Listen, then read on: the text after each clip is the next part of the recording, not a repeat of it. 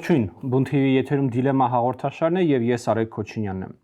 Այսօր մենք խոսելու ենք 2020 թվականի պատերազմի ավարտից մինչ օրս դեպքերի եւ իրադարձությունների ժամանակագրական հաջորդության մասին։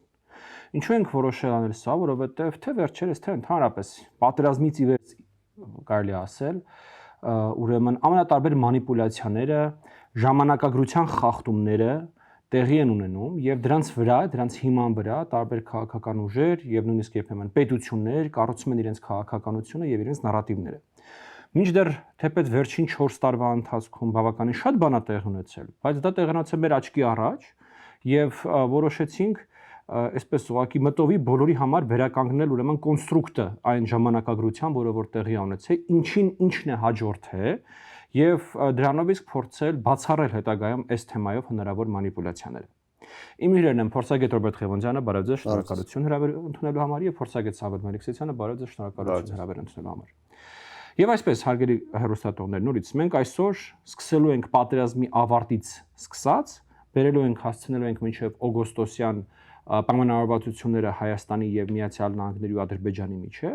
ու փորձելու ենք վերհիշել, թե ինչ տեղի ունեցավ, ինչից հետո եւ ինչն էր ինչի հետևանքը։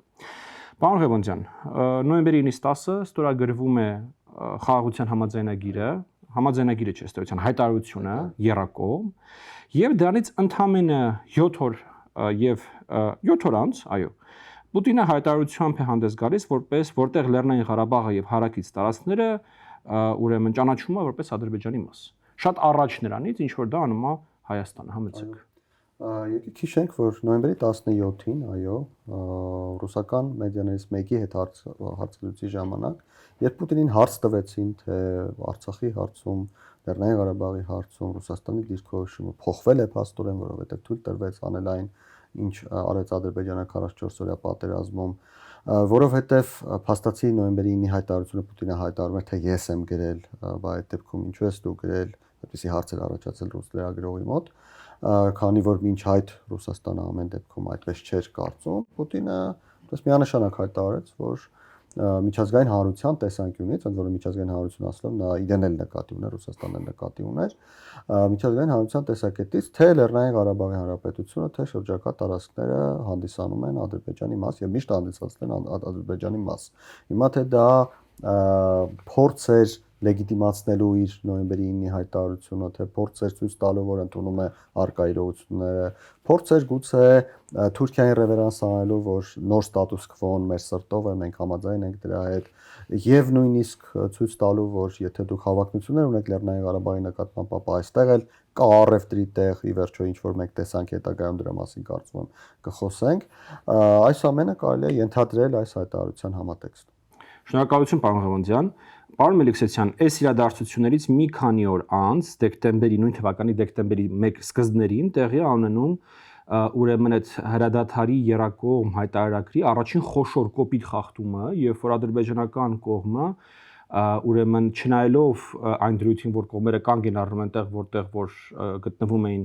հայտարարության պահին, անցնում են հարձակման եւ Լեռնային Ղարաբաղում լղիմ տարածքում արդեն գրավում են Խծաբերդը եւ մի քանի այլ բնակատեղիներ, բնակավայրեր, համեցեք։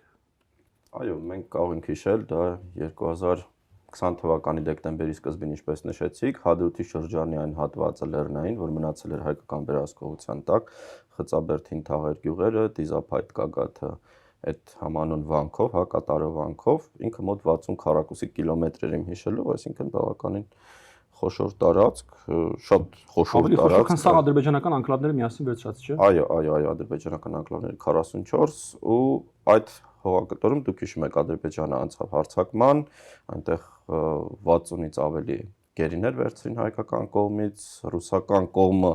նաև շատ հետաքրքիր քարտեզ էր հրատարակել, դուք հիշում եք, հենց ամբողջ նոյեմբերը այդ վեճերն էր, որովհետև ռուսական կողմը չէր նշում հին թաղեր եւ Խծաբերդը իր քարտեզներում, հետո սկսեց նշել, բայց այդ միջադեպից անմիջապես հետո Խծաբերդ հին թաղեր հատվածը անհետացավ ռուսական քարտեզներից որպես լեգիմի մաս։ Այո, որպես ռուս խաղապահների պատասխանատվության գոտի, որովհետև ինքը հայկական վերահսկողության տակ էր նոյեմբերի 10-ի այդ հրադադարի դրությամբ։ 9-10-ի գիշերը։ Այո, եւ այս պատմությունը իհարկե հետագայում նույնպես կրկնվեց Լեռնային Ղարաբաղում, սրա մասին արդեն հետագա քրոնոլոգիային որ անցնենք, հիշենք, սա կարծում եմ շատ կարևոր է, որովհետև այն ինչ կատարում էր հողի վրա, այդ փոփոխությունները եւ ադրբեջանական կողմը ճնշում էր եւ ռուսական կողմը ընդունում էր այդ ճնշման արդյունքները, ինքը սկսել է 2020 թվականի դեկտեմբերին, ինքը սկսվել է ուկրաինական պատերազմից դեռ մի տարուց եւ էականորեն առաջ, եւ սա շատ կարևոր փաստարկ է, որովհետեւ մեր քաղաքական եւ վերլուծական դաշտում մի այսպիսի տրամաբանություն կա, որ Ռուսաստանը ստիպված ինքը չէր ուզում, բայց հանգամանքների բերումով ուկրաինական պատերազմից հետո ավելի զիջողական էր Ադրբեջանի եւ Թուրքիայի ճնշումներին։ Դուք կարող եք հիշել դեռ 2019 թվականի Ալեքսանդր Դուգինի հարցազրույցների շարքը, որտեղ ինքը Ադրբեջանի եւ Թուրքիայի գործոնը նշում էր որպես Ռուսաստանին դաշնակից գործոններ եւ առաջարկում էր Լեռնային Ղարաբաղի հարցի լուծում հայկական զինուժի դուրսբերումով եւ այլն, այսինքն սա մարդկանց մոտ այնպեսի տպավորություն է, որ այս գործընթացը սկսել էր ուկրաինական պատերազմից հետո, սակայն Ռուսաստանի պատրաստակամությունը հայկական դիրքերը զիջելու եւ դրա հաշվին ինչ որ կոմպրոմիսի գալու Ադրբեջանի եւ Թուրքիայի հետ սկսել էր շատ վաղուց, ինքը ծրագրավորվել էր դեռ պատերազմից առաջ եւ այդ իրադարձությունների ուղղակի շղթան շատ կարեւոր է որ մենք հիշենք, որովհետեւ հակառակ դեպքում մենք հետևանքները խառնում ենք պատճառների եւ ընդ որում պարոն Քրիստոսյան, երբ որ դուք ասում եք թե մարդկանց մոտ տպավորություն է, մարդկանց մոտ տպավորություն չի, դա չարամտորեն քարոզվող ուրեմն մի բանի հետ մենք գոչում ենք, որտեղ մենք տեսնում ենք հանրային բանավեճում հեռուստատեսությամբ քաղաքական գործիչներ, փորձագետներ ելույթ են ասում են դա տեղի է ունեցել այդ բոլոր զիջումները, որոնք Ռուսաստանը մեր հարցերում ուրեմն իրականացրել է, որովհետև Հայաստանը ասել է թե Ուկրաինայի պատերազմում ինքը Ռուսաստանի դաշնակիցը չի։ Մինչդեռ թե ձեր ասածը թե մենք հիմա ժամանակագրորեն գնանք եւ էլի իրադարձություններ լուսաբանենք, որոնք տեղի են ունեցել մինչեւ Ուկրաինայի պատերազմի մեկնարկը։ Բայց վերադառնալով մեր ժամանակագրությանը, պարոն Ղևոնդյան, 1 ամիս անց հունվարի սկզբին տեղի առնում հայտարարություն Երակոմ հանձնաժողով ստեղծելու մասին։ Հունվարի 11-ին հանդիպում են Հայաստանի, Ադրբեջանի եւ Ռուսաստանի ղեկավարները եւ համաձայնության են հասնում սահմանագծման, սահմանազատման հարցերի Երակոմ հանձնաժողով ստեղծելու մասին։ Մի փոքր առաջընկնելով, հետո իհարկե կգանք դրան, բայց շատ կարճ անդրադարձ, հետագայում երբ բուն Հայաստանի վրա հարձակում եղավ, Ռուսաստանը հայտարարում է, թե չգիտեն որտեղ է մեր սահմանը, ընդ որում ինչու են հայտարարում, որ չգիտեն որտեղ է մեր սահմանը, որովհետեւ փաստացի այդ հունվարի 11-ի հանձնաժողովի աշխատանքը դեռևս 2022 թվականից, այսինքն 1.5 տարուց ավելի անց դեռևս պտուղներ չէր տվել եւ փաստացի դեռևս սահմաններ չկար եւ Ռուսաստանը օգտվեց այդ հանգամանքից արդեն 2022 թվականի սեպտեմբերին, բայց 21 թվականի հունվարին ենթադրվում էր, որ այս հանձնաժողովը ակտիվորեն աշխատելու է, քանի որ նոյեմբերի 9-ի հայտարարության մեջ կար կետ, որ բացվում են բոլոր ենթակառուցվածքները, ենթադրվում է, որ այս հանձնաժողովի աշխատանքը բերելու է բացելու այդ ենթակառուցվածքները եւ դա ենթադրում էր ոչ միայն Երևանում եւ Բաքվում, դա առաջին հերթին նախասահմանվում էր Մոսկվայի կողմից, Պուտինի կողմից, բայց հետագայում տեղի ունեցան այլ իրադարձություններ, որոնք փոխեցին տրամաբանությունը։ Շատ լավ։ Պարոն Մելիքսեթյան, ուրեմն դրանից մի քանի ամիս անց 21 թվականի մայիսի 12-ին տեղի առնում ադրբեջանական առաջին խոշոր ներխուժումը արդեն բուն Հայաստանի Հանրապետության տարածք, օկուպացվում է Սև լիճը եւ դրա հարակից տարածքները, նույն օրը Հայաստանի Հանրապետությունը դիմում է ՀԱՊԿ-ին երկրորդ հոդվածի երկրորդ մասով, մեկ կամ մի քանի մասնակից պետությունների անվտանգությանը, տարածքային ամբողջականության եւ ինքնիշխանությանը սպառնացող վտանգի կամ միջազգային խաղաղությանն ու անվտանգությանը սպառնացող վտանգի դեպքում մասնակից պետությունները անմիջապես կակտիվացնեն համատեղ խորհրդակցությունների մեխանիզմը իրենց դիրքորոշումները համակարգելու եւ ցակած բառնալիքը վերացնելու նպատակով միջոցներ ձեռնարկելու համար։ Ներողություն, սա հաջորդ օրն է Հայաստանը դիմում, այսինքն ամսի 12-ին տեղի առնում հարձակումը, ամսի 13-ին Հայաստանը դիմում է։ Եվ ՀԱՊԿ-ից ըստ էության դրան պատասխան է լինում արդեն նույն օրը, ամսի 13-ին, որ ՀԱՊԿ-ը տեղյակ է իրավիճակին, կապի մեջ է Հայաստանի Հանրապետության պաշտպանության նախարար Վաղարշակ Հարությունյանի հետ, ուշադիր հետևում են եւ անհրաժեշտության դեպքում քայլեր կձեռնարկեն։ Մինչդեռ փաստացի անդամ պետությունը ենթարկվել էր հարձակման։ Ընդ որում մի լրացում անեմ միջև պարոն Մելիքսեթյանի պատասխանը, հիշենք, որ այդ ժամանակ Հայաստանի կառավարությունը հրաժարական էր տվել եւ Հայաստանը պատրաստվում էր ընտրությունների։ Այո, նախընտրական վիճակ էր Հայաստանում, դե այս էլիտ նույն նշված տրամաբանությամբ, երբ որ մենք տեսնում ենք հողի վրա փոփոխություններ ու հայկական կողմ արդեն Հայաստանի Հանրապետության տարածքում Ադրբեջանը էքսպորտ կատարեց, այդ ռազմական գործողությունների եւ օկուպացիայի արդեն տեղափոխեց Հայաստանի տարածք, եւ այս դեպքում մենք տեսնում ենք նույն արձագանքը, ինչ որ խծաբերդի դեպքում, այսինքն անորոշ հայտարարություններ, ինչ որ ընդհանուր պատրաստակամություն սահմանազատման եւ սահմանագծման գործընթացում այդ սահմանների հարցը ճշտել եւ այլն, բայց դրանք համահունչ չէին այն իրավիճակին, որ ստեղծվել էր։ Դրանք վստահորեն Ադրբեջանի մոտ ստեղծեցին այն հստակ տպավորություն, որ ռուսական կողմը հետագա բոլոր նմանատիպ զարգացումներում պատրաստ է լինելու ընդունել այդ զարգացումները, այսինքն որ ուժի միջոցով կարելի է փոխել իրավիճակը եւ ռուսական կողմը դրան հարմարվելու է եւ ես ուզում եմ ձեզ նաեւ հիշեցնել, որ հենց նման գործողությունների արդյունքում ադրբեջանական կողմը ստեղծել էր մի ձևակերպում եւ որ Լեռնային Ղարաբաղի հետ կապված գործողություններ են լինում, հիշատակվում է ռուս խաղապահները նաեւ իրենք նշում են, որ Ադրբեջանի տարածքում ժամանակավորապես տեղակայված ռուս խաղապահ ուժերը եւ սա ցույց է տալի, որ Ադրբեջանի համար կան սահմաններ, ժամանակային, որ նույն 2025 թվականից այն կողմ Ադրբեջանը նաեւ պատրաստ չէ շարունակել այդ միսիան։ Հստակ էր, որ Ռուսաստանի շահերը նաեւ եւ Ռուսաստանի ներկայությունը այդ ձևակերպումներով էր հարցի տակ դրվում, բայց մենք որևէ adekvat արձագանք եւ պատրաստակամություն արձագանքել այն նմանատիպ եւ հողի վրա իրադարձություններին եւ հռետորաբանությունը չենք տեսնում եւ սա կարծում եմ այն հետագա ճգնաժամերի բոլոր դեպքերում, որ մենք հիմա դիտարկելու ենք այս տրամաբանությունը կրկնվել է եւ այս նախադեպերը հիմք են ստեղծել այն զարգացումների, որ մենք ունեցել ենք 2022 թվականի սեպտեմբերին, 2023 թվականի սեպտեմբերին։ Ընդ որում նաև շեշտենք, որ 21 թվականի մայիսին երևի թե Հայաստանը իր ամենաթույլ կետում էր գտնվում, որտեղ ինչպես պարոն Ղևոնդյանը իրավացիորեն նշեց, մեր մոտ այդպիսի կառավարություն չկար, կար պարտավորությունների ժամանակավոր կատարողներ, մենք ընտրական ցիկլում ենք գտնում եւ ըստ էության խորը քաղաքական ճգնաժամի մեջ էին գտնվում, որտեղ պատերազմը ջախջախիչ պարտություն գրած երկրում տեղ սկսվել էր արտահերթ խորհրդարանական ուրեմն ընտրությունների ժամանակափուլ եւ սա ֆիքսում ենք, որ սա առաջին դեպքն էր, երբ որ արդեն բուն Հայաստանի Հանրապետության տարածքի վրա տեղի ունենում հարձակում եւ Ռուսաստանը ըստ էության ոչինչ չի անում։ Սրանից մի քանի ամիս անց 21 թվականի արդեն նոյեմբերին ադրբեջանական զինուժը ներխուժում է Հայաստանի Հանրապետության մեկ այլ տարածք Իշխանասար, Անվտանգության խորհրդի քարտուղարը կոչ է անում կատարել 97 թվականի պարտավորությունները Ռուսաստանի Դաշնությանը, 97 թվականին մեր երկկողմ փոխօգնության պայմանագիրն է ստորագրված։ Ռուսաստանը հայտարարում է, որ ոչ մի բան չի ստացել, հապնել, որ ուշադիր հետևում է իրավիճակին։ Համեցեք։ Շնորհակալություն հիշեցնելու համար բոլոր կետերը, նշեմ, որ դա մի ժամանակ էր, որից անմիջապես հետո նախատեսված էին երկու հանդիպումներ, մեկ հանդիպում Սոչիում երակոմ հանդիպում եւ հետո էլի երակոմ հանդիպում, բայց արդեն Շարմիշելի հետ Բրյուսելում եւ ըստ էության Ադրբեջանը այս գործողությունները սկսելով նաեւ հաղորդագրություն է հղում միջազգային հանրությանը, այդ թվում եւ Ռուսաստան եւ Եվրամիությանը, որ իրենք չեն պատրաստվում սահմանափակվել ձեռբերածով եւ իրենց բոլոր այն կոչերը, իրենց բոլոր ծրագրերը պետք է իրականություն դարձնեն։ Հիշեցնենք, որ այդ ժամանակ իրենց ծրագրերից գլխավորը այսպես կոչված Զանգեզուրի միջանցքն էր, որի վերաբերյալ որոշակի քննարկումներ էին ընթանում եւ որին դեմ էին Հայաստանը եւ նաեւ Իրանը այդ ժամանակ բավական ներգրաված էր այդ գործընթացներում եւ Ադրբեջանը այս ֆոնի, այս միջավայրում, այս ֆոնի վրա ռազմական գործողություններ է իրականացնում, ելի հատվածներ է օկուպացնում Հայաստանի Հանրապետությունից, ընդ որում ինչպես դուք նշեցիք Անվտանգության խորհրդի քարտուղարի հայտարարությանը, Ռուսաստանը պատասխանում է, որ նամակ չի ուղարկել Հայաստանը, պիտի նամակ ուղարկի, որ մենք դիտարկենք, հասկանանք թե ինչ ենք անում։ Հետագայում կտեսնենք, երբ նամակ ենք ուղարկել, ինչ են ասում։ Դե նախորդ անգամ էլ ենք ուղարկել։ Ես այստեղ մի բան հավելեմ կարևոր, որովհետեւ այս նոյեմբերյան հարձակում ադրբեջանական կողմի ինքը արդեն լայնամասշտաբերեն առումով, որ կիրառվում էր հրետանի, կիրառվում են իսրայելյան զրահամեքենաներ, որոնցից մի քանիսը հայկական կողմը խոցել էր այդ Իշխանասարից հյուսիս գտնվող հատվածում,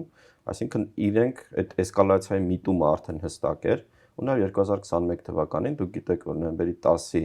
հայտարարությամբ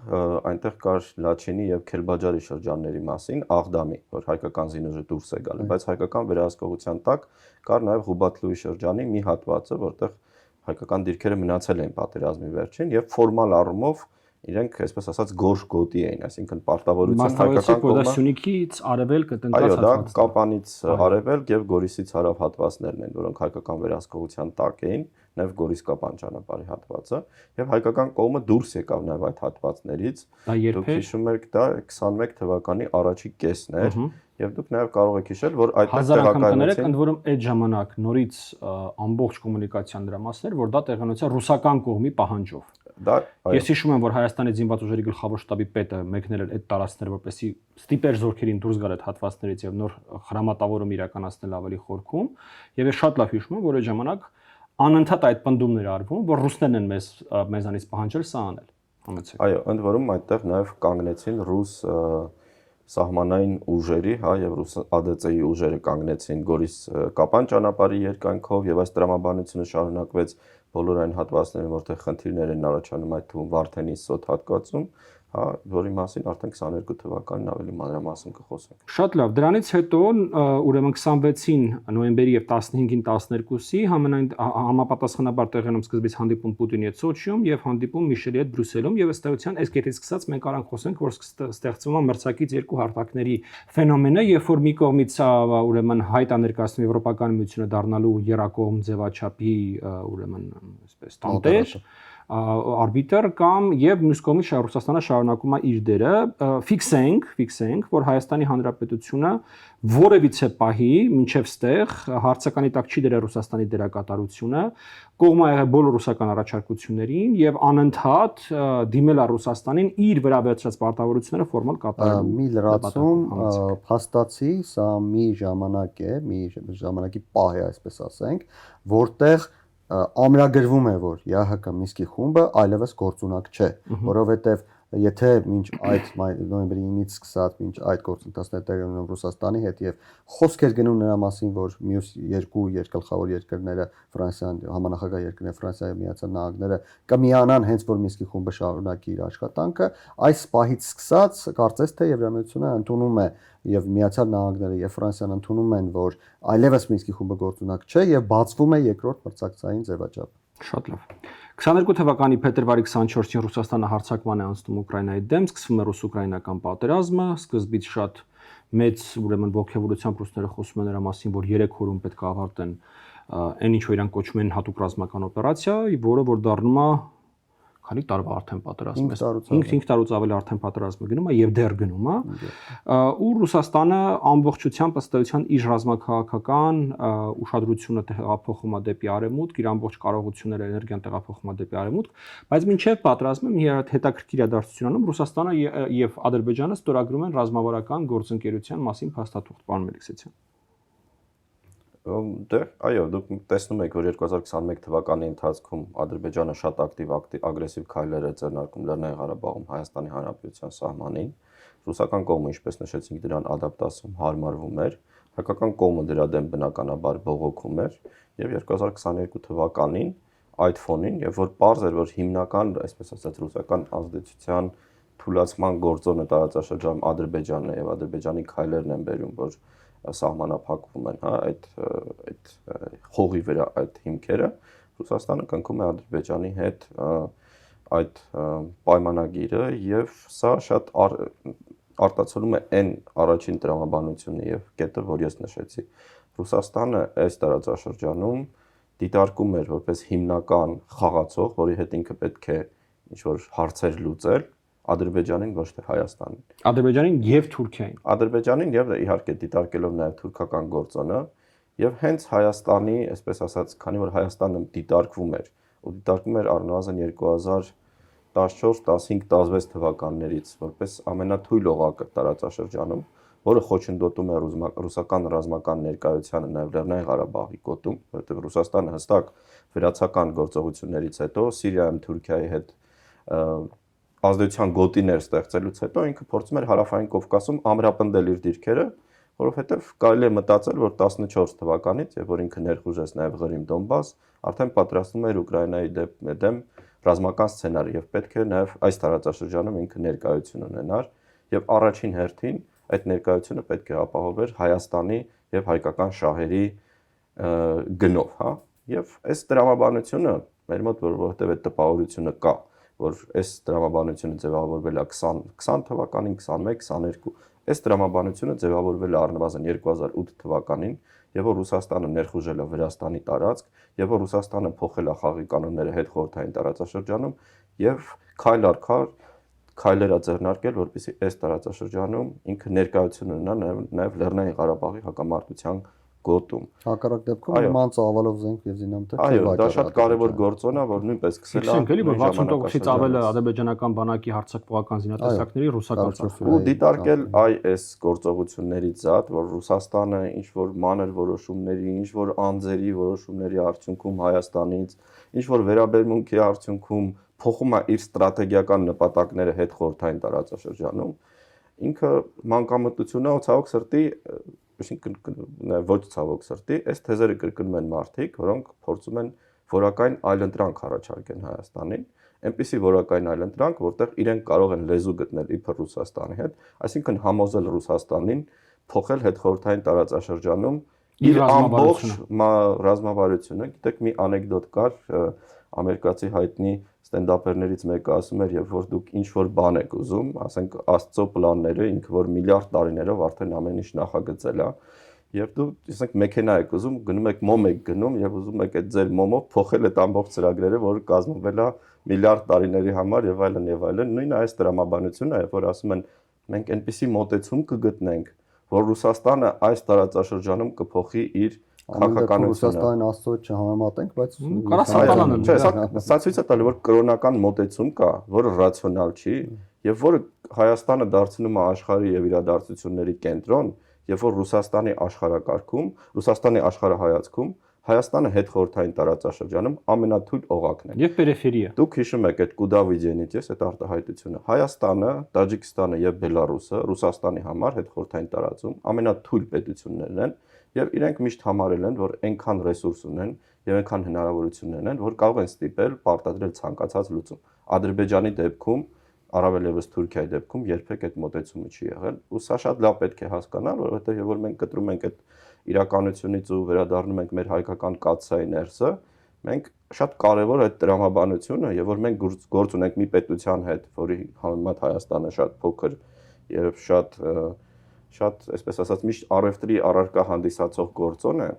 այսա պետք է հասկանալ եւ առանց սա հասկանալու մենք երբեք չենք կարող նաեւ ձևավորել adekvat քաղաքականություն Ռուսաստանի նկատմամբ։ Նշված դեպքերից 2 ամիս անց 22 թվականի ապրիլին Ռուսաստանը նշանակում է Խովաև անունով դիվանագետին որպես իր հատուկ ներկայացուցիչ այս կոնֆլիկտում եւ հայտնի է դառնում, որ Խովաևը բերել է մի թուղթ, որը Հայաստանում սկսում են անվանել Խովաևի թուղթ կամ Խովաևի առաջարկ, որը մինչեւ այսօր եթե ճիշտ եմ հիշում չի հրապարակվել, բայց որի 15-րդ կետը, եթե նույնիսկ ճիշտ եմ հիշում, խոսում այն մասին, որ Ղարաբաղի կարգավիճակը պետք է որոշվի ապագայում, այսինքն չի որոշվում այս պայությամբ կարգավիճակ։ Հայաստանը թե անմիջապես Խովաևին, թե հրապարակային, թե խորհրդապահական խողովակներով բոլոր հնարավոր տարբերակներով Ռուսաստանին տեղեկապահում, որ ինքը կողմ է Խովաևի պլանին եւ Խովաևի թղթին։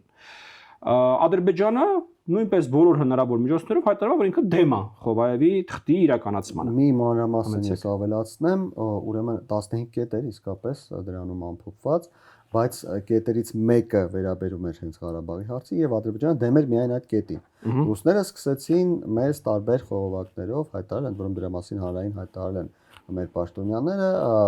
տարբեր խողովակներով սկսեցին համոզել, որ եկեք այդ կետը հանենք, մնացածը ընդունենք, 14 կետով ընդունենք, թող Արցախի կարգավիճակի հետ կապված հարց չլինի, հետագայում մենք մի բան կանենք այս դրամաբանության մեջ, Հայաստանը այդ դեպքում այդ տարբերակով հրաժարվեց։ Թեև սկզբում ես նշեմ, դա Փաշինյանի խոսքերն եմ հիմնվում, սկզբում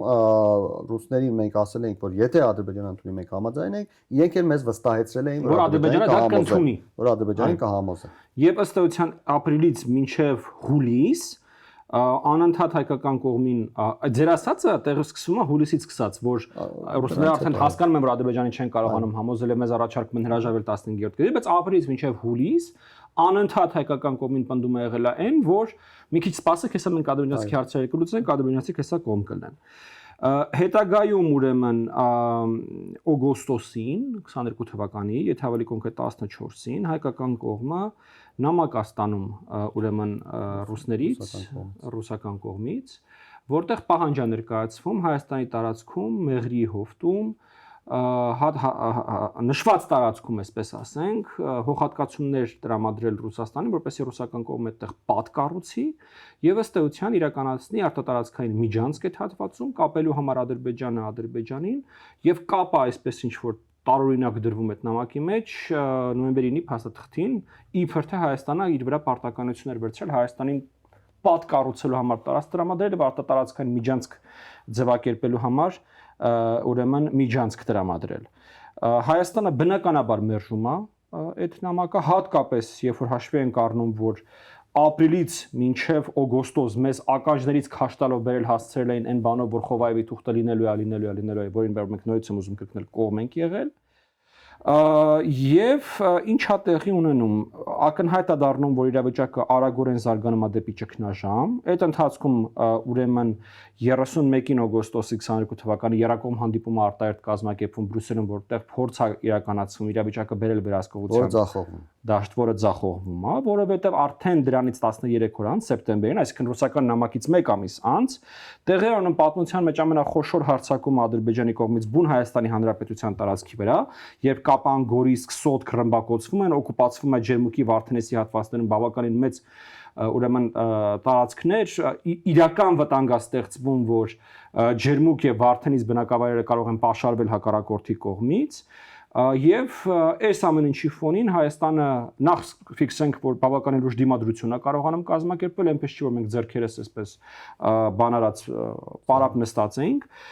դրան զուգահեռ Հայաստանը դիմում է թե Ռուսաստանին եւ թե ՀԱՊԿ-ին, ուրեմն բոլոր հնարավոր կապուղիներով, նամակներով, ամեն ինչով հենց նույն օրվանից սկսած ՀԱՊԿ-ին արդեն 4-րդ հոդվածով ՀԱՊԿ-ին արդեն 4-րդ հոդվածով անմիջապես ուրեմն օգնության հասնելու հոդվածով եւ ՀԱՊԿ-ից մենք ստանում ենք պատասխան, որ ՀԱՊԿ-ում չեն պատկերացնում, թե որտեղ է գտնվում հայ-ադրբեջանական սահմանը։ Այս ռազմական գործողությունները տևում են 2 օր, սեպտեմբերի 14-ին հայտարարվում է ռազմական գործողությունների ավարտի մասին։ Բարեկամներ, իրավիճակը շատ նման է նրան, որ Ռուսաստանը չկարողանալով կատարել իր վրա վերցրած ֆորմալ պարտավորությունները, չկարողանալով կատարել անգամ ինչ որ ինքն էր առաջարկում, մեր առջև դնում է ուլտիմատում, մենք այդ ուլտիմատումը մերժում ենք եւ տեղի ունենում հարձակում։ Մինչեւ ձեզ խոսքը փոխանցելը նաեւ ֆիքսենք, թե ոնց է այդ հարձակումը կանգ առնում, երկու այլ պետության միջամտության շնորհիվ, երբ որ Իրանի Իսլամական Հանրապետությունը մոտավորապես 100,000-նոց զորավարժություններ է սկսում ադրբեջանա-իրանական սահմանի ամբողջ երկայնքով եւ հայտարարում, որ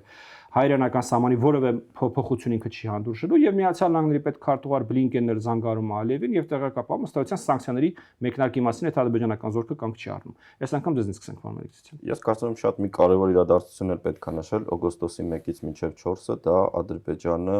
երբ որ սկսեց գրավել ռազմավարական բարձունքները Լեռնային Ղարաբաղի արևմտյան հատվածում, գրավեց բոլոր ռազմավարական բարձունքները եւ այդ օրերին հստակ էր, որ արդեն Ադրբեջանը գնալու է Լեռնային Ղարաբաղում ռազմական օպերացիա, որովհետեւ դրա միտումը այն էր, որ պլազդարմ ստեղծել, որպեսզի բաժանել Լեռնային Ղարաբաղը Հայաստանից, սեպտեմբերյան մարտերը նույն տրամաբանությունն են, ներխուժել Հայաստանի հայտնված տարածք այն հատվածներում, որոնք ապագայում հայկական կողմին թույլ չէին տա ինչ որ ձեւ միջամտել, երբ որ ռազմական գործողություններն են Լեռնային Ղարաբաղում եւ նաեւ դիտարկել մեր տարածքի շատ մեծ խորությամբ բոլոր շարժերը, հա։ Այսինքն այստեղ ռազմական տեսակետից արդեն պարզ էր, որ Ռուսաստանը գնալու է Լեռնային Ղարաբաղի ոչնչացման, Ադրբեջանը եւ սրա տրամաբանությունը նաեւ հստակ էր ռուսական կողմի համար, ես կարծում եմ, եւ հենց այդ օգոստոսի սկզբի մարտերից հետո փոխարեն էլի adekvat ինչ որ արձագանքի, իսկ դրանից առաջ եղել էր Փարուխի դեպքերը նաեւ պետք է նշել ապրիլին 22 թվականի, հա, երբ որ նույն ռուսական խաղապահների անգործության պատճառով բնակավայր էր արդեն կորցվել Լեռնային Ղարաբաղի տարածքում, հայկական եւ բնակչությունը լքել էր այդ տարածքը, Սախծաբերդից, Թաղլարից հետո երրորդ բնակավայրն էր։ Այս ամեն ինչը իրար գումարելով փոխարեն արձագանքը լիներ շատ հստակ, որովհետեւ սա խուսափելի բերելու էր Լեռնային Ղարաբաղի ոչնչացմանը, ռուսական կողմը, ինչպես դուք նշեցիք, փորձում է ճնշել Հայաստանի վրա, որպեսզի միջանցք ստանա Մերիում։ Եվս մեկ զիջում արդեն Հայաստանի տարածքում գորշ գոտի ստեղծել։ Եվ այդ ժամանակ նաև դուք հիշում եք, որ Լաչինի միջանցքի գիծը ադրբեջանական կողմը ստիպեց փոխել եւ ճանապարհը փոխվեց արդեն Կորնիձորով։ Ես կարծում եմ, էլի այս զարգացումները, որոնք շատ հասկանալի էին ու կրկնվում էր բոլոր նախկին տրամաբանությունները, եւս մեկ անգամ ցույց են տալիս, որ հստակ այդ իմ նշած դրամաբանությունն է։ Ինչ էլ կատարվեր հողի վրա, ռուսական կողմը միշտ նախընտրում էր հայկական կողմին դա օգտագործել այդ իրադարձությունը հայկական կողմից հավելյալ զիջումներ ստանալու, ոչ թե Ադրբեջանից։ Եվ այս դրամաբանությունը բերեց նրան, ինչ մենք ունեցանք 2023 թվականի սեպտեմբերին։ Պարոն Մխիթարյան։ Շնորհակալություն, ես միայն մի բան ավելացնեմ, պարոն Մելիքսյանը գլոբալ նկարագրեց արդեն, ցանկանում եմ հիշեցնել, թե ինչ էր տեղի ունենում այդ ժամանակ ներհայկական դիսկուրսում, երբ Հայաստանի վարչապետը փաստացի հայտարարել էր, թե կա առաջարկ նշաձող իջեցնելու Արցախի հարցում, եւ այդ դեպքում մենք կարողանանք հույս ունենալ, որ որոշակի աջակցություն կստանանք միջազգային հանրությունից։ Իհարկե Փաշինյանը չմանրամասնեց, թե միջազգային հանրությունը ասել է, որ հատվածի մասին էր խոսքը, բայց հետագա իրադարձությունները վերլուծելով պետք է հասկանանք, որ ամեն դեպքում դա այնպիսի մարդիկ էին, այնպիսի երկրներ, այնպիսի ուժեր էին, կենտրոններ էին, որոնք գուցե ազդեցություն ունենային եւ իրավիճակը այսպես չլիներ։ Ինչ տեղի ունեցավ, այնքան ոչ adekvat էր Արցախի էլիտան, որը անընդհատ քննադատությունների ալիք ուղղակի հեղեղեց Հայաստանը եւ հայկական աշխարհը քննադատությունների ալիքով Փաշինյանի հասցեին հայտարարելով, թե Արցախը դա անկախ պետություն է, Արցախի տարածքները օկուպացված են, ինչ նշաձողի իջեցում եւ այլն։ Այդ մի հատ հիշենք, որ Արցախի խորհրդանը ընդունել էր որոշում դեօկուպացիայի մասին, որ 7 շրջանների անմիջական տարածքները մի քանի որոշումներ նրանք ընդունեցին, մի քանի հայտարարություններ հրապարակեցին, որոնք խիստ քննադատում էին Փաշինյանի հայտարարություն նշաձողի իջեցման մասին, որի արդյունքները մենք տեսնում ենք։ Այո։ Մի պահուակի հետ դառնանք եւ ֆիքսենք, որ հուլիսի 1-ին 22 թվականի փորձ էր արվել ուղիղ դիվանագիտական կապեր հաստատելու Հայաստանի եւ Թուրքիայի միջեւ ու սահմանը բացելու երրորդ երկրների համար պայմանավորվածություններ են ձեռք բերել, որոնք մինչեւ այսօր անգամ չեն կատարվել, ինչը վկայում է այն մասին, որ Հայաստանը այդ ստեղծված այդ շախմատային տերմինաբանությամբ ասված ցուկցվագ իրավիճակից փորձում էր դուրս գալ բոլոր հնարավոր միջոցներով, բայց պարոն Մելիքսյան, ձեր խոսքը շարունակելով, իսկապես ուրեմն Փարուխի իրադարձությունները եւ սեպտեմբերյան իրադարձությունները Հայաստանի տարածքում ուղղակի վկայությունը դարձան նրա, որ այն զիջումների եւ ռուսական կողմին սիրաշահելու միջոցով իրավիճակը կառավարելու դարձնելու քաղաքականություն ուղղակի ճանապարհը ոչ միտեղ, որտեղ մեկը մեկի հետևից մենք աղետի էինք բախվում, մեկը մեկի հետևից, գիտեք, ուղղակի ազատ անկման մեջ էր Հայաստանը, Արցախը եւ Հայաստանը նրա հետ միասին, եւ սա ուղղակի վերջ չէր երևում։ Եվ ինչ տեղի ունեցավ, արդեն հոկտեմբերի 6-ին Հայաստանը եւ Ադրբեջանը Ֆրանսիայի ուրեմն առաջարկությամբ Պրահայում ստորագրում են միմյանց տարածքային ամբողջականությունը ճանաչելու ուրեմն որոշումը եւ ըստ էության Պուտինի կողմից Ադրբեջանի տարածքային ամբողջականությունը Ղարաբաղը ներառյալ ճանաչելուց 2 տարի անց եւ բոլոր հնարավոր աղետներն ու կատաստրոֆաները անցնելուց հետո միայն Հայաստանը ճանաչում է Ադրբեջանի տարածքային ամբողջականությունը ու սկսվում է մի նոր գործընթաց։ Այս կետից սկսած 22 թվականի ուրեմն հոկտեմբերի 6-ից սկսած ռուսական կողմը այսպես առիթ է իր համար գտնում ամեն հնարավոր ուրեմն ձախողումը,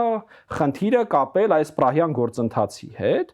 մինչդեռ այն ամեն ինչ մենք նկարագրեցինք մինչև այս պահը տեղի ունեցել մինչև Պրահան։ Իսկ հիմա քարոզիչները ռուսականը տարբեր ուրեմն շրջանակների շահերի սպասարկողները թե այնտեղ թե Հայաստանում ասում են դե դու գնացիք Պրահայում Ադրբեջանի տարածքային ամբողջականությունը ճանաչեցիք, խեղճ Ռուսաստանը ինչ անի։ Մինչդեռ ինչպես դեռ այդ նշեցինք Խծաբերդը, ուրեմն Փարուխը Ղարաբաղում, Հայաստանի տարածքում արդեն 3 անգամ ռազմական գործողությունները տեղի են ունեցել մինչև Պրահան։ Պարոն Ղևոնդյան։ Պարոն Քոչարյան, կներեք, ես մի բան ավելացնեմ, նայեք մենք հիմա նաև պետք է հիշենք, որովհետև էս նշվում է քաղաքացիական պայմանագիրը 2021 թվականի ընտրություններին արտահերթ գնացել է Ղարաբաղի Ղարաբաղի անջատուն հանուն փրկության սկզբունքով Հայաստանի Հանրապետությունը մինչև 2022 թվականի ռազմական գործողությունները ունեցել է բավականին կոշտ դիրքորոշում Լեռնային Ղարաբաղի հարցում եւ չէր դիտարկում այդ տարածքը որպես Ադրբեջանի մաս, ինչը նաև ադրբեջանական կողմը մեզ բազմիցս անգամ հիշեցնում է։ Եվ այդ փոփոխությունները իրենք ոչ թե ինչ որ մի օրվա մեջ են եղել, այդ դրանք եղել են հենց այդ ռուսական կողմից արձագանքի բացակայության պայմաններում։ Լեռնային Ղարաբաղում գնում էր մասշտաբային զանգվածային շինարարություն։ Մինչև այդ ժամանակը միլիոնավոր, տասնյակ միլիոնավոր դոլարներ ներդրվում են, որովհետև վստահ են, քանի որ ռուսական կողմը կա Լեռնային Ղարաբաղում, հայկական բնակչությունը անվտանգ է լինելու։ Եվ սա տևելու է երկար, այսինքն տասնամյակներով, այսինքն որոնք ֆիքսեք այդ փողը գալիս էր Հայաստանի Հանրապետությունից։ Այո, այսինքն հիմա իրանք այնտեղ այդ փողը ունեին։ Սա հստակ եղել է Հայաստանի Հանրապետության իշխանությունների հաշվարկը եւ դիտարկումը, իրենք վստահ են եղել, որ Ռուսաստանը մնալու է Լեռնային Ղարաբաղում, որ Ռուսաստանը իսկապես երաշխիք է Եվ նաև Հայաստանը շատ ռիսկային քայլեր է ձեռնարկել այս առումով։ Մինչև պարոն Ղամոդյան, ձեզ խոսքը տրամադրել է, միակ ուզում հիշենք, որ մինչև այս 6 հոկտեմբերի 22 թվականի նաև այսպիսի դարձություն ա եղել, Հայաստանի վարչապետը ռուսական կողմին առաջարկել է իր հրաժարականը, այն պարագայում, եթե դա կազմի ռուսական կողմի դիրքորոշման վրա, եւ ռուսական կողմից եղել է վստահեցում, որ իր հրաժարականը կամ իր ներկայությունը որևէ կերպ չի փոխում իրենց պլանները, պարոն Ղամոդյան։ Ես մի փոքր շարունակեմ պարոն Մելիքսեթյանի ասած, Արցախում ուրեմն Ստեփանակերտում կոնկրետ 5000 բնակարաններ կառուցվում, այո, գումարները Հայաստանն էր տրամադրում, խոսակցություններ էին գրում Շուշիի եւ Հադրութի դեօկուպացման մասին, այո 21 թվականի ընտրական այդ ծրագրում քաղաքացիական պայմանագրի մասին դրա մասին էլ կային խոսքեր, բայց մինչև 22 թվականի ապրիլը, որովհետև ապրիլին արդեն այդ նշաձողի իջեցման տրամաբանությունը եկավ, միևնույն է, նշաձողի իջեցնելով, այո, փառուխից հետո հիշում եք, որ Փաշինյանը հայտարարում էր, թե ուզում եք փառուխ ամբողջ Արցախը կորցնենք, դա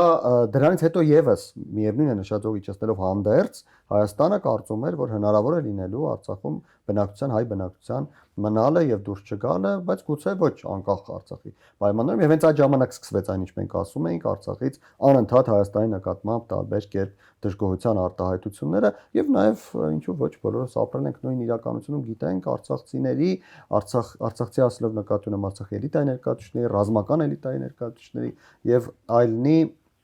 խոսքերը թե ռուսը մեզ կպաշտպանի, ռուսը մեզ հետ է, մենք արդեն կկարողանանք այդ բոլոր գործընթացները իրականացնել, բայց վերադառնալով ապրիլի 6-ին անգամ փոքր առաջ են գրում, հենց այն մարտիկ են դա ասում, որ հետո ռուսները այսպես ուղղակի շրինքից վերցեցին եւ տվեցին ադրբեջանցիներին գերության։ Եվ գնացել են Բաքու եւ այնտեղից էլ կարծես թե չգիտեմ, իրենց տեսակետը փոխել են թե չէ, աստվածաշուտ շուտ վերադառնան իմանանք։ Հոկտեմբերի 6-ին անցնելով, հոկտեմբերի 6-ը իսկապես շատ կարևոր հանգրվան է, հոկտեմբերի 6-ից հետո փոխվեց աշխարհաքաղաքական տրամաբանությունը բոլոր իրադարձությունների, ընդ որում այն չէր կարող չփոխվել, որովհետև ինչպես տեսանք մենք բոլորս, Հայաստանը գլորվում էր անդունդը, փաստացի ինչի մասին խոսել ենք, եղել է Հայաստանի անդունդը գլորվելու մասին, ընդ որում բոլոր դեպքերում Հայաստանը համաձայնել է Ռուսաստանի ներկայացրած ամեն ինչին, բացի մեկ դեպքից, երբ նախապես համաձայնեցված տեքստից ցանկանում էին հանել մեկ կետ եւ Հայաստանին ստիպում էին, այդտեղ Հայաստանը չի համաձայնել, մնացած բոլոր դեպքերում Հայաստանը համաձայնել է։ Հոկտեմբերի 6-ը եղավ այն կետը, որից հետո ես մի փոքր առաջացնելով նշեմ, երբ նոյեմբերի 23-ին Հայաստանում ՀԱՊԿ-ի համաժողովն էր, փաստացի հոկտեմբերի 6-ից մինչև նոյեմբերի 23-ը, տեսեք 1 ամիս եւ եւս 10 քանի օր, այդքան ժամանակ դեռևս Հայաստանը սպասում էր ՀԱՊԿ-ի արձագանքին, որովհետեւ նոյեմբերի 23-ին Երևանում կայացած ՀԱՊԿ-ի գագաթնաժողովի ժամանակ Նիկոլ Փաշինյանը պահանջում է ընդունել, որ Հայաստանի սահմանը խախտած է, ընդունել Հայաստանի սահմանը եւ դրանից հետո ՀԱՊԿ-ից պահանջում է որպես ՀԱՊԿ-ի անդամ կատարել այն, ինչ գրված է փաստաթղթերում, բայց մենք գիտենք, որ Երևանում ՀԱՊԿ-ի ղեկավարությունը ավելի կոնկրետ Ռուսաստանի, Ղազախստանի, Բելարուսի եւ Ղրղստանի ղեկավարները հրաժարվում են ընդունել, որ Հայաստանի տարածքը օկուպացված է։ Եվ Հայաստանը հրաժարվում է ստորագրել այդ փաստաթուղթը նոյեմբերի 23-ին, եւ փաստացի սա առաջին դեպքն է, երբ Հայաստանը բողոք է արտահայտում ՀԱՊԿ-ից։ Մինչ այդ, մինչև 22 թվականի նոյեմբերի 23-ը պետական մակարդակով, պաշտոնական մակարդակով ՀԱՊԿ-ի աշխատանքից որևէ բողոքի, որևէ գործողություն չի արվել։ Մինչ այդ Հայաստանը պատշաճ կերպով կատարել է իր բոլոր պարտականությունները, դեռ մեկ անգամ էլ հիշում ենք, որ խնդիր կար Ղազախստանում, Հայաստանը ղեկավարում էր, շատ արագ կազմակերպեց եւ ՀԱՊԿ-ը այնտեղ աշխատեց։ Եվ ըստեյության անում էր ամեն ինչ, որպեսզի ՀԱՊԿ-ը իսկապես աշխատեր։ Պարոն Մելիքսեթյան, համաձայն եք։ Գիտեք, ես բացի համաձայնը նաև նշում եմ ուկրաինական պատերազմի գործոնը, այս համատեքստում, որովհետև 22 թվականին արդեն կար սեպտեմբերին։ Նայեք, Ռուսաստանը այդ ամբողջ պատերազմի ընթացքում սպառնում է եվրոպական երկրներին, սպառնում է ՆԱՏՕ-ին։ Մի քանի օր առաջ, հիմա ամենաթույլ իրավիճակն է Ռուսաստանի համար, մի քանի օր համար Լամանշում ռուսական ռազմանավը զգուշողական, ոնց է կոչվում այդ զգուշացնող կրակ էր բացել բրիտանական նավերի ուղղությամբ եւ այլն։ Այսինքն ինքը այն դեպքերում, որտեղ շատ ավելի մեծ ռիսկային գործոն կա իր համար, ինքը նույնիսկ ամենաթույլ կետում հիմա գտնվելով 2026 թվականին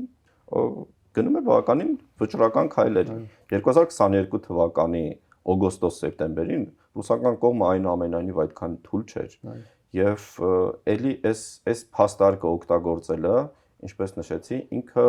մեզ տանում է դեպի ինքնախաբեության եւ ռուսական քաղաքականության միտումների չհասկանալուն։ Եվ հիմա մենք մի քիչ մեր խոսքում մնա մեղադրական շատ տոննա մեծ, որ ռուսները խաբեցին, դավաճանեցին եւ այլն, բայց կարծում եմ սա մեր ներքին ավելի շատ խնդիրն է, որովհետեւ ռուսական քաղաքականության, հեգեմոնիայի սկզբունքը այս տարածաշրջանում այն է եղել, որ ինքը օգտագործել է տարբեր խմբեր, տարբեր նպատակների համար, ու ինչպես նշեցի, հայերը, քանի որ թույլ խումբն են եղել, հայերը միշտ նաեւ այս գործընթացներում ավելի թուլանալով շատ ավելի մեծ պրոռուսական են դարձել։ Նայեք 1920 թվականի Կարսի եւ Նախիջևանի կորստից հետո նաեւ Ղարաբաղի Հայաստանը այնքան թույլ էր, որ շատ ավելի մեծ շահագրգռվածություն ուներ այդ Կարմիր բանակի ռուսական գործոնի, նույնը 20 թվականին, եւ նույն տրամաբանությունը հաշվարկային էր, որ ինչ է լինի Հայաստանի հետ, ինչ է լինի Լեռնային Ղարաբաղի հետ, դրանում նույնիսկ եթե Հայաստանը թուլանա, Հայաստանը քանի որ այդ թուլացման արդյունքում ավելի խոցելի է, ինքը մեկ կամ ուրիշ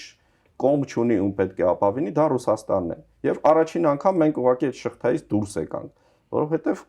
դուք նշեցիք, որ Լեռնային Ղարաբաղի այդ բնակչության մի մասը եւ էլիտաները այդ պրոռուսական բանը ուժեղանում էր այդ ճնշումների տակ, որովհետև դա հայկական ինքնության ավանդական ճանապարհն էր։ Ինչքան մենք խոցելի ենք դառնում, ինչքան մենք այդ ռուս, թուրքական եւ այլն խաղերի արդյունքում տարածքներ են կորցնում, մարդկանց են կորցնում, մենք այդքան փորձում ենք Ռուսաստանին ավելի շատ սիրաշահել, որպեսզի ինքը մեզ պաշտպանի, որովհետև այդ պաշտպանությունը նաև արդեն գոյաբանական բնույթի էր մեզ համար, այսինքն էթնոմշակութային ինքնախապեյություն։ Այո, այստեղ ուղղակի դրսևորվեց պրոռուսական, այսպես ասած, ինքնության կրող Հայաստան, հայ բնակչության հատվածի ամենավառ դրսևորումն էր դա։ Ու Հայաստանի ներսում էլ էր դա, որովհետև բոլորս էլ այդ անօգնության զգացմունքը կար ու մտածում ենք ինչ անել այս պահում։ Որովհետև 2022 թվականին, 23 թվականի սեպտեմբերին, օրինակ ինձ մոտ հիմնական հարցը եղել է, լինելու է հարձակում Հայաստանի Հանրապետության տարածքի վրա, թե ոչ 23 թվականին։ Ու ինչ անելու Հայաստանը, որովհետև ես վստահ եմ, որ Ռուսաստանը ոչինչ չի անելու։ Ու եթե մենք սա չենք հասկանում, այս դրամաբանությունը, այդ ձեր նշած եւ նաեւ մեր քաղաքական դաշտի սպեկուլյացիաները, որ պետք է ինչ-որ էլի ավելի պրոռուսական լինել եւ մենք ունենայինք այլ արդյունքներ, դրանից մեծ խաբեություն, դրանից մեծ սուտ եւ մանիպուլյացիա չի կարող լինել։ Ու ցավոք սրտի մարդկանց մի մասը շատ անկեղծ է, այսպես մտածում։ Բայց մենք որ մեր պատմության փուլերը նայում ենք, մենք տեսնում ենք, որ այս տրամաբանությունը մեր դեմ է միշտ աշխատել, ինչպես նշեցի, առաջին անգամ մենք այս տրամաբանությունից դուրս եկանք բաց, այսպես ասած, ծով, որտեղ լիքը անորոշ գործոններ կան, բայց մենք հստակ արդեն ունենք մի գործոն, դա մեր սեփական ուժերին ապավինելու տրամաբանությունն է։ Ընդ որում հարգելի գործընկերներ, ես ուզում եմ ինձ հետ ֆիքսենք, որ այս ամբողջ ժամանակահատվածում, որ մենք խոսեցինք, մենք չենք խոսել Հայաստանի ներքին քաղաքական վիճակի մասին։ Այս ամբողջ ընթացքում եղել են պետական հեղաշրջման փորձեր, եղել են իշխանության զավթման փորձեր, եղել են փողոցային շարժումներ կազմակերպելու փորձեր։ Իմ խորին համոզմամբ բոլոր այդ փորձերը այսպես թե այնպես կապված են եղել Ռուսաստանի Դաշնության հետ եւ Հայաստանում իրավիճակը ապակայունացնելու նպատակի հետ։ Այս ամեն ինչին զուգահեռ ռուսաստանցի միլիարդատեր Ռուբեն Վարդանյանն էր գնացել Արցախ եւ այնտեղ փորձում էր ըստ էության իշխանությունը կենտրոնացնել իր ձեռքում, ինչպես հետագայում իրավիճակը ցույց տվեց, իրավիճակի զարգացումը ցույց տվեց, ինչ զարգացումներ կանխարգելելու նպատակով։ Եվ այս ամեն ինչից հետո արդեն դեկտեմբերի 12-ին 2022 թվականի Լեռնային Ղարաբաղի շրջափակումն է սկսվում, ադրբեջանցի ճակերտավոր էկոակտիվիստների կողմից Լաչինի միջանցքը փակվում է։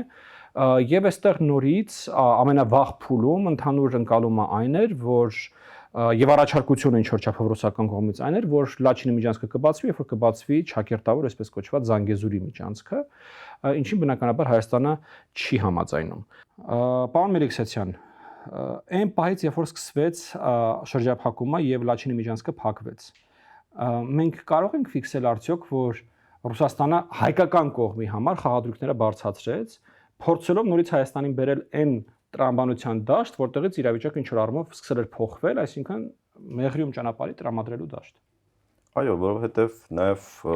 ադրբեջանական հռետորաբանությունը պաշտոնական այդ ժամանակաշրջանում այն էր, որ այն կարգավիճակը, որ պետք է ունենա Լաչինի միջանցքը կամ ունի, պետք է ունենա նաև այն ճանապարհը, որ անցնում է Մեղրիով, եւ նաև այդ ճանապարհի փակման, այսպես ասած, միտումներից նպատակներից մեկը, բլոկադային նպատակներից մեկը հենց սիմետրիկ լուծում ստանալն էր, եւ ռուսական կողմը դա հայտարարվում էր։ Այո, այսինքն դա ուղիղ ասվում էր, ոչ թե ինչ որ մեր ենթադրություններն են դա,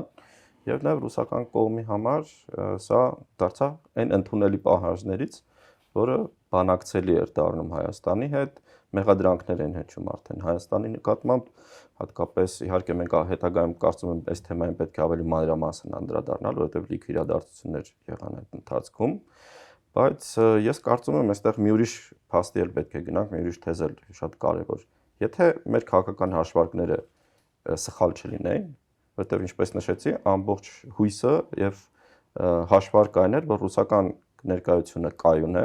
որ Ռուսաստանը իր շահերի դեմ, հիմնարար շահերի դեմ քայլեր չի ձեռնարկի, որ Լեռնային Ղարաբաղում հայկական բնակչության մնալը Ռուսաստանի այդ հիմնարար շահերից մեկն է։ Այս թեզը դուք կարող եք ուղղակի 2020 թվականի նոյեմբերից մինչև 23 թվականի տարբեր փորձագետների, քաղաքական գործիչների հարցազրույցները, տեքստերը կարդալ, սա աքսիոմատիկ էր, որ Ռուսաստանի համար իր ներկայությունը Լեռնային Ղարաբաղում հիմնարար շահ է եւ ինքը երբեք դրանից չի հրաժարվել։ Այ եթե սա չլիներ, հայկական քաղաքական դաշտի այդ սկզբունքներից մեկը, նաեւ Հայաստանի Հանրապետությունը այլ ռազմավարություն կընտրեր Ադրբեջանի հետ, որը ուղիղ բանակցություններն են առանց ռուսական գործոնի, եւ երբ որ մենք այդ պայմաններում նաեւ շատ ավելի ոչ կոմպրոմիսային դիրքեր ենք զբաղեցնում 2020-21 թվականից հատկապես, չհասկանալով այդ իրողությունը, դա բերեց նրան, ինչը մենք ունեցանք 2023 թվականի սեպտեմբերին։ Իմ կարծիքով, իհարկե ես այն ժամանակ դա նույնպես այդպես գուցե չէի մտածում, բայց հիմա հետահայաց նայելով, եթե մենք 2020-21 թվականներից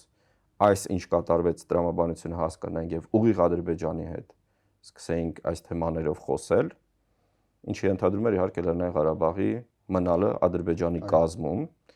հիմա հայկական բնակչություն հավանաբար Լեռնային Ղարաբաղում կլիներ։ Իհարկե սա սպեկուլյացիա է, չեմ ուզում որ լինի, բայց ես կարծում եմ, որ մենք սա չենք հասկացել ու այն քաղաքականությունը, որ վարել են 21-22 թվականին, ինքը adekvat չէր իրողությունին։ Գիտեք, շրջափակման մասին շատ բան կարելի է ասել, բայց ես ցանկանում եմ օրինակ այն, որ ռուսները բավական մեծ գումարներ էին աշխատում, բոլորս գիտենք, եւ ապրանքներ տեղափոխելու համար, եւ մարդկանց թույլ տալու, որ Հայաստան գան եւ Հայաստանից հետ, ընդդեմ Հայաստան գալը շատ ավելի էժան էր, քան Հայաստանից հետ Արցախ գնալը եւ այլն, բայց կա մի բան, որի մասին շատ քիչ են խոսում, եւ այստեղ ռուսների ուղղակի պարտավորությունը կա, որ նրանք չկատարեցին։ Տեսեք, երբ այդ էկոակտիվիստները եկան եւ փակեցին այդ ճանապարհը փակվեց ռուսների պատասխանատվության գոտում, այսինքն նրանք կարողացան գալ, անցնել, մտնել, հասնել այնտեղ, որտեղ նրանք չպիտի գային անցնեն, մտնեին ըստ նոյեմբերի 9-ի համաձայնագրի։ Որտեղ ստեղծվել է Լաչինի միջանցքին կիլոմետր խորությամբ, որտեղ ադրբեջանցիները փաստացի չպետք է մտնեին, բայց նրանք եկան անցան մտան։ Ի տարբերություն դրա, երբ Արցախի հայ ժողովուրդը որոշ ներկայացուցիչներ փորձում էին գալ եւ անցնել այդտեղ այդպես հրապարակայինորեն, նրանց դիմաց ռուսները փակում էին։ Այդ ինչպես եղավ, որ այդ նույն ռուսները, որոնք ըստ իրենց խոսքի չէին կարողացել փակել էկոակտիվիստների մուտքը, կարողանում էին փակել Արցախի ժողովրդի մուտքը։ Այստեղից կարելի է հետևություն անել, որ ամեն ինչ պայմանավորված է նրանց միջև, այնպես չէ, որ ռուսները ոչինչ չգիտեին եւ հանկարծ ինչ-որ էկոակտիվիստներ էին եկել եւ փակել էին այդ ճանապարհը։ Պարոն Ղևոնդյան, այս ամեն ինչի ֆոնին Ղարաբաղում ստեղծվել էր ըստ էության երկիշխանություն։ Մի կողմից կար Արարայիկ Հարությունյանը ընտրված նախագահան, ով շարունակում էր աշխատել Հայաստանի կառավարության հետ եւ փորձում էր իրավիճակի կարգավորման տանել ինչ-որ առումով, եւ այստեղ ուզում եմ հիշեցնեմ այդ միաժամանակ Լաչինը եւ Աղդամը բացելու առաջարկությունը, որը հրապարակավ Արցախի նախագահակում ելույթ ունեցավ, եւ ստացվել էր երկրորդ այսպես իշխանությունը Ռուբեն Վարդանյանի իր շրջապատով, որին շրջապատել էր ըստ էության Ղարաբաղի էլիտան, որը մենք կարանք անվանենք երևի հայ ժողովրդի պատմության մեջ ուղեղը անջատած պրոռուսական սեգմենտը, որ անկախ ամեն ինչից, անկախ այս բոլոր արգումենտներից, այս իրադարձություններից, որոնք տեղի են ունենում իրենց աչքի առջև, մեկը շարունակում էին պնդել, որ փրկությունը Ռուսիո մեջ է, եւ այս սկսվում է արճակատում, եւ այդ արճակատման այսպես կիզակետից մեկը հենց դառնում է այդ միաժամանակ Լաչինի եւ Աղդամի ճանապարհը բացելու առաջարկ, ինչպես նշեցի, որ Արայիկը կողմը հանդես գալիս, բայց Ռուբեն Վարդանյանը դեմ է հանդես գալիս։ Եվ ի վերջո դա չի բացվում։ Ինչը վկայում է, որ այդ երկիշխանության ուրեմն պայքարում հաղթում է Ռուբեն Վարդանյանի թևը եւ հետագայում մենք տեսնում ենք, որ տեղի անում Արցախում պետական հեղաշրջում, իշխանությունը զավթում է մի կգբեշնիկ այդ արցախյան էլիտայի աջակցությամբ, Արայիկ Հարությունյանը հեռացվում է իշխանությունից, ընդ որում մենք ունենք տեղեկություններ, որ ադրբեջանական կողմը հատուկ զգուշացրել էր Ղարաբաղի իշխանությունները, որ իրենք դա չանեն եւ որ Ադրբեջանը դա չի հանդուրժելու։ Եվ ինչա տեղանում հետո, պարոն Ղևոնդյան։ Ես նշեմ, որ այն ինչ տեղի ունենում ամեն դեպքում որևէ մեկին չվիրավորելով, այն ինչ տեղի ունենում դրա հետևանքները կրում են հենց այն մարդիկ, ովքեր կազմակերպեցին դա։ Ոչ կոնկրետ այն մարդը, ով դրա հավանաբար կենտրոնական հատվածներում էր կանգնած, ես նկատում եմ Շահրամանյանին, որը ընտրվեց, այսպես ասենք, նախագահ եւ եղավ այն հայկական պետության ղեկավարը, որին պատմությունը կհիշի որպես մարտով ստորագրել է մի փաստաթուղթ, որով լուծարել է իր պետությունը, բայց ամեն դեպքում այն բոլոր մարդիկ, ովքեր կանգնած էին սրա հետևում, ընդ որում ոչ միայն Արցախում, այլ նաև Հայաստանում, այդ բոլոր մարդիկ հատուցեցին մեզ հետ միասին, մենք եւս հատուցեցին նրանով, որ այսօր Լեռնային Ղարաբաղի Հանրապետությունում հայեր կամ Լեռնային Ղարաբաղի տարածքում, այսպես ենք հանրապետությունը արդեն շատ բարձրագույն կլինի այս պահի դրությամբ, Լեռնային Ղարաբաղի տարածքում հայեր չեն ապրում։ Սեպտեմբերի 9-ին Ղարաբաղում խորհրդարանը ընտրում է նոր նախագահ, սեպտեմբերի 19-ին սկսվում է Ադրբեջանի հարձակումը Լեռնային Ղարաբաղի վրա, որից հետո, ինչպես դուք նշեցիք, ուրեմն սեպտեմբերի 19-ին սեպտեմբերի 9-ին տեղի ունի ընտրություն, սեպտեմբերի 19-ին տեղի ունի հարձակումը, որը շատ կարճ է տևում, ըստ էության 23 ժամ է տևում հակամարտությունը, սկսվում է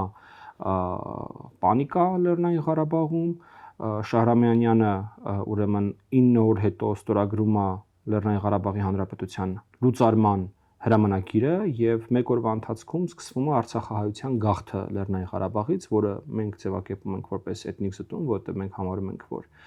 ադրբեջանական հատուկ այդ ռազմական գործողությունը ագրեսիան եւ դրան նախորդած բլոկադան ստիպել են Արցախի հայ բնակչությանը դուրս գալ Լեռնային Ղարաբաղից։ Այս ամեն ինչը, ինչպես ես նկարագրեցի, տեղի ունենում, պարոն Խեբեդյան, ինչպես դուք ասացիք, ռուս խաղաղապահների պատասխանատվության գոտում, որտեղ ինչպես Լաչինը, այնպես էլ այն ինչ որ մնացել էր այդ բանի լղիմից, ռուս խաղաղապահների ուրեմն անմիջական պատասխանատվության գոտներ, իրենց պատասխանատվության գոտում է տեղի ունենում հարձակում Լեռնային Ղարաբաղի վրա, իրենց պատասխանատվության գոտում է տեղի ունենում հայ բնակչության էթնիկ զտումը, իրենք ոչինչ չեն անում, ավելին, երբ որ ուրեմն ըստ էության պետությունը կարելի ասել կազմալուծված էր, բնակչությունը սկսում է կենտրոնանալ ռուսական ռազմաբազայի մոտակայքում եւ փորձում է մուտք գործել պաշտպանելու համար ռուսական ռազմաբազայի տարածք, ռուսները չեն թույլ տալիս բնակչությանը մուտք գործել։ Այդ ժամանակ սկսում են ամենատարբեր սպեկուլյացիաները, թե Հայաստանը թույլ չի տալիս, որպեսզի Ղարաբաղի բնակչությունը դուրս գա